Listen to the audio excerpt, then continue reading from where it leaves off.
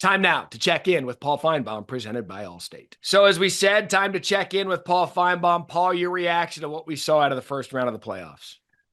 Well, it obviously helped to be at home, but it would have been a lot better if we had some real teams playing in the playoffs as opposed to a couple of frauds. And that's the disappointing part, Matt. And I know it sounds a little bit like crying over spilled milk, but the committee did a lousy job. And we as college football fans paid for it Friday night and all day Saturday. And I know the worst loss was Tennessee, but Tennessee did something to get into the playoffs. Indiana did nothing.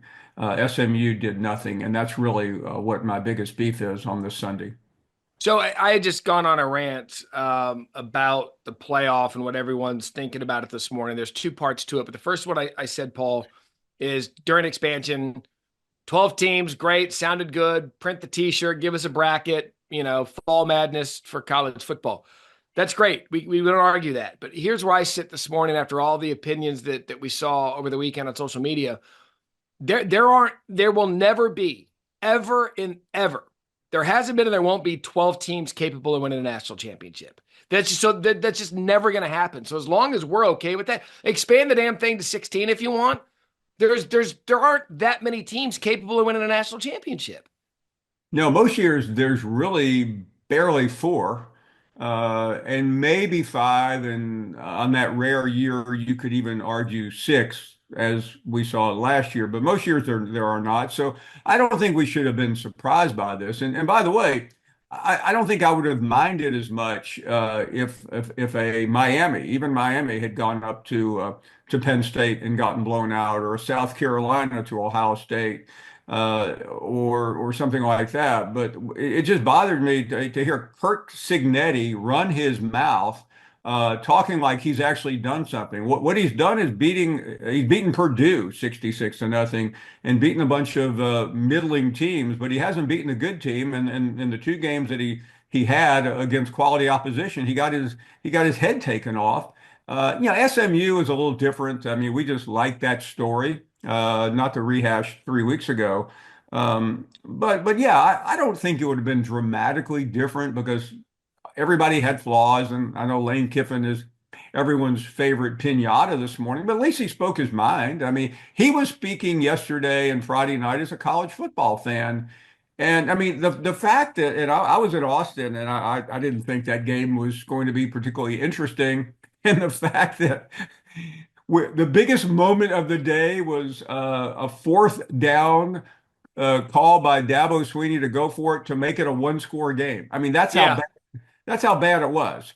And while it could have been predictable, at least we could have seen some other matchups. Matt, you follow college football at the tip of the spear more than anyone else. You knew that Indiana game wouldn't be good. You knew the SMU game wouldn't. The other two, the two games on Saturday afternoon and night, they had a chance, but they didn't deliver. So, in other words, Ohio State, we read too much into one loss, but you can't just say, well, you have to throw the Michigan game out. I mean, it was only the biggest game of the year, and they blew it, so they're capable of doing that again. Yeah. I'll touch on Ohio State for a minute. We were talking about the Buckeyes, and you and I have long said this here on the Matt Barrie show, that they have the most talented roster in the country. It's not even close. Like, they are the most talented team in the country. And when they apply themselves with that roster, they can beat anyone. And I think Ohio State, and if Ohio State fans can't see this today, that I can't help you, because I think the Buckeyes are the most talented team in the country. If you can't accept this morning, Sunday, December 22nd, that Ohio State puts so much and too much on the Michigan game, then I can't help you. If you can't watch what happened last night and then watch what happened against Michigan, that you as a program and as a fan base, you have one of the best teams in the country. Focus on that and quit putting everything on the Michigan game, because all it's doing is causing you angst that you don't need. And by the way, with the bracket, the way that it's set up, Paul, drives me nuts that Oregon and Ohio State, who I believe are two of the top three teams in the Yeah, well, country, absolutely. have to go at it in the second round. Yeah. No, I mean it's like okay, let's get let's get Kansas City and the Bills meeting in the in the divisional round. I mean, it just makes no sense. So, yeah, I mean, for all the loudmouth Ohio State fans this morning, good for you. You earned it. You got to sit with your favorite cousins from Tennessee last night, uh, who did win. At least they won the invasion. I mean.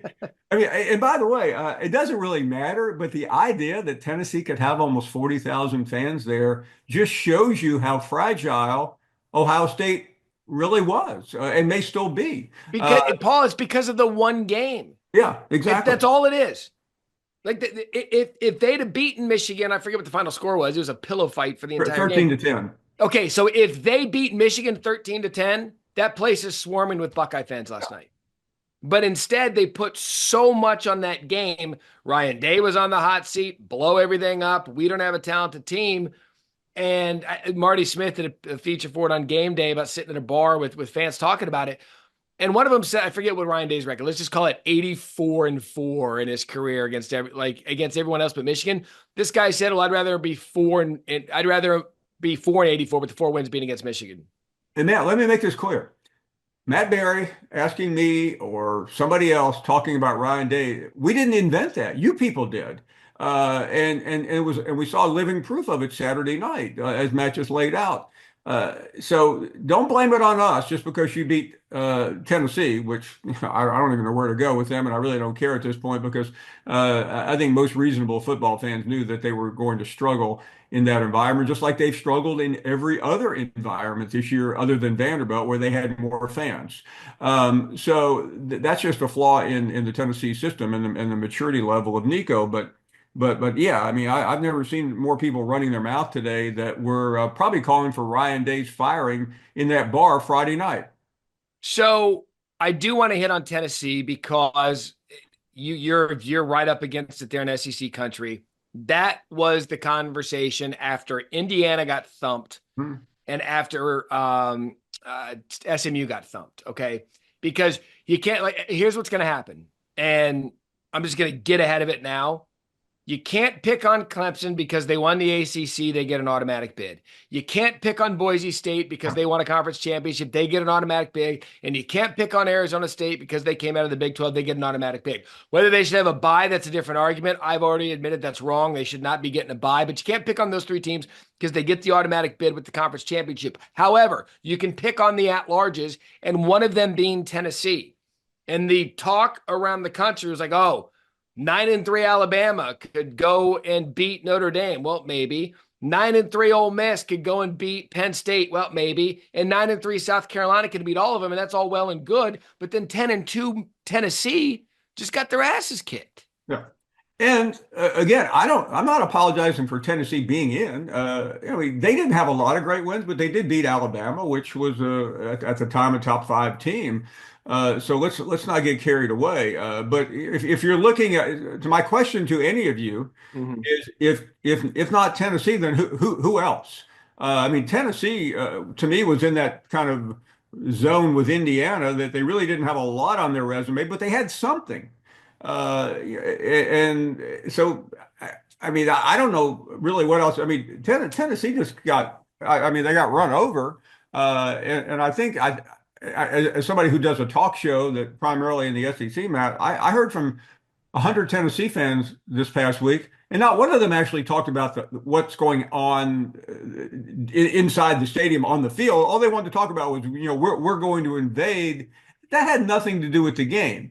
All that did was embarrass Ohio State for proving our point that Ryan Day was in more trouble than you want to make out to be on a Sunday morning. But again, I can't tell you that Tennessee didn't belong in there because they at least have had something that nobody else that Indiana and SMU did not have. They had a quality win.